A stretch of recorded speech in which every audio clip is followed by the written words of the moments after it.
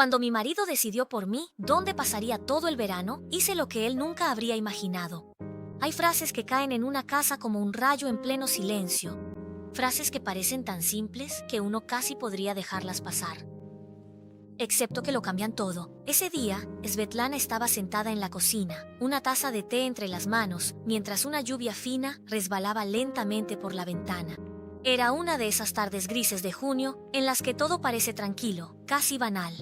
La tetera silbaba suavemente, el mantel aún tenía las huellas del desayuno, y su marido, Igor, entró con esa expresión que ella conocía demasiado bien, la de un hombre que no viene a conversar, sino a anunciar una decisión ya tomada. Se detuvo frente a la mesa, evitó su mirada y luego dijo con un tono casi neutro: «Este verano no hagas planes. Mi hermana se llevará a sus hijos a casa de nuestra madre, a la dacha. Vivirás allí con ellos». «¿Ni podrías? ¿Ni qué piensas? Ni siquiera eso nos vendría bien». No. Hablaba como si diera una orden, como si moviera un mueble de una habitación a otra. Por un segundo, Svetlana permaneció inmóvil. Su cuchara se detuvo a la mitad de la taza. El té tembló. Algo en su interior se contrajo repentinamente, como si una cuerda invisible hubiera sido estirada violentamente. Ella lo miró con incredulidad. Luego dejó su taza sobre la mesa con un poco más de fuerza de la necesaria y preguntó, con una voz que no reconocía como suya: «¿Perdón? ¿Acabas de decidir por mí dónde voy a pasar todo mi verano?» Igor frunció el ceño. No se esperaba esa reacción porque Svetlana, hasta entonces, siempre había sido razonable, dulce, complaciente, la que se adapta, la que comprende, la que calla para evitar conflictos. Pero ese día, algo en su mirada había cambiado. Ya no era solo ira, era algo más profundo, más antiguo y también más peligroso.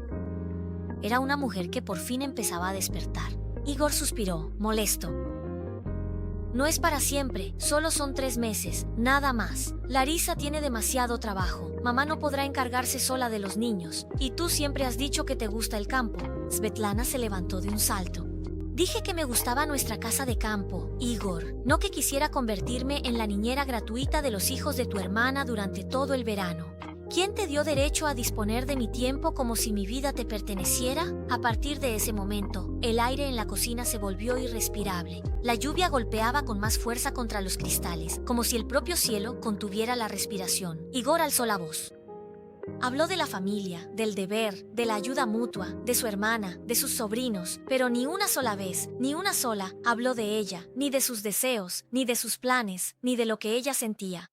Entonces Svetlana lo miró directamente a los ojos y le soltó lo que nunca antes se había atrevido a decir: «¿Y yo? ¿Cuándo cuento en esta familia? Mis deseos, mi verano, mi libertad, ¿existen o no?». El silencio que siguió fue inmenso. Un silencio pesado, casi brutal.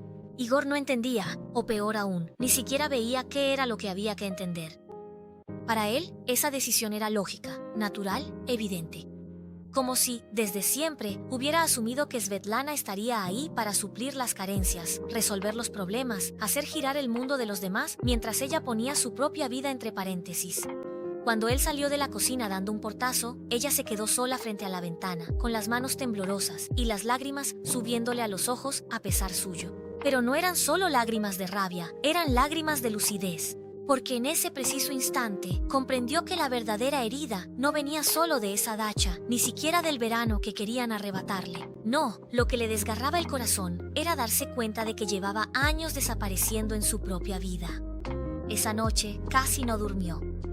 Se levantó en medio de la noche, abrió un viejo armario y se topó con un álbum de fotos. Al hojearlo, volvió 10 años atrás, al día de su boda. Se vio a sí misma, vestida de blanco, sonriendo con una sonrisa radiante, llena de confianza. Se recordó joven, enamorada, convencida de que un matrimonio era una asociación, un equipo, 2 personas que avanzan juntas. Y luego vio desfilar los años entre sus dedos, foto tras foto. Y una pregunta terrible se impuso.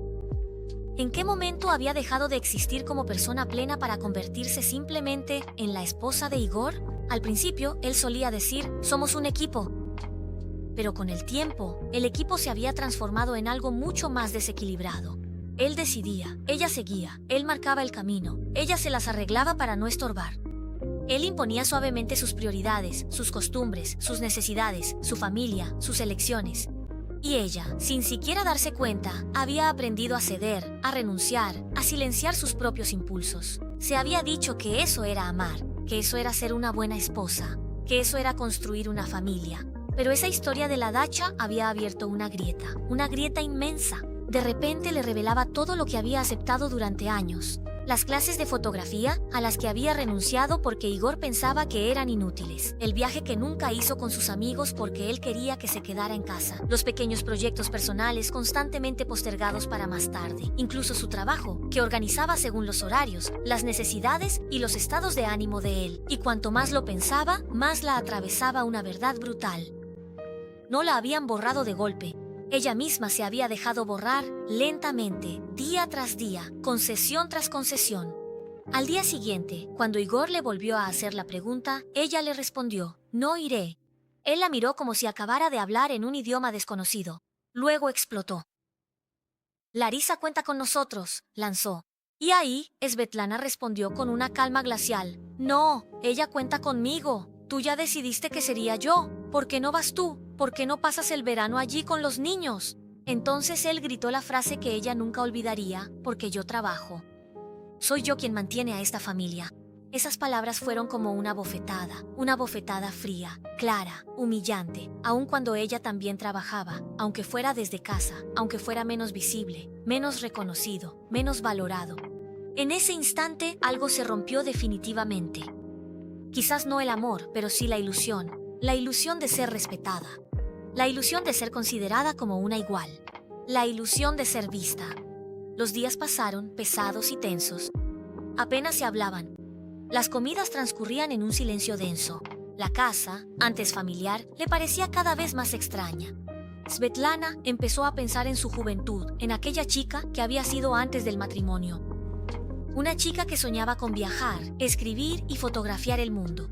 Una chica que había empezado un blog, imaginaba nuevas aventuras, horizontes más amplios, una vida más plena. Y entonces recordó las palabras de Igor, pronunciadas años atrás con una sonrisa burlona. ¿Por qué estás perdiendo el tiempo con esto? Nadie lee. Ella había cerrado el blog. Sin dramas, sin discusiones. Simplemente como cuando guardas un sueño en un cajón, diciéndote que lo abrirás más tarde. Excepto que ese más tarde casi nunca llega cuando dejas que otros decidan tu lugar. Una noche, él intentó una última conversación. Se sentó frente a ella e intentó suavizar su voz. «No entiendo por qué reaccionas así. Solo es un verano. Ayudas a mi hermana y luego todo vuelve a ser como antes». Y fue ahí cuando le dieron ganas de reír. Una risa triste, casi amarga. «¿Como antes?», repitió ella. «Pero precisamente, Igor, ya no quiero que todo vuelva a ser como antes. Como antes, era yo la que se olvidaba de sí misma todo el tiempo. Como antes, eras tú quien elegía y yo la que se adaptaba. Como antes, mi vida estaba en silencio». Él la miró, desconcertado. Realmente desconcertado. Como si de repente descubriera que ella tenía un mundo interior cuya magnitud nunca se había tomado la molestia de medir.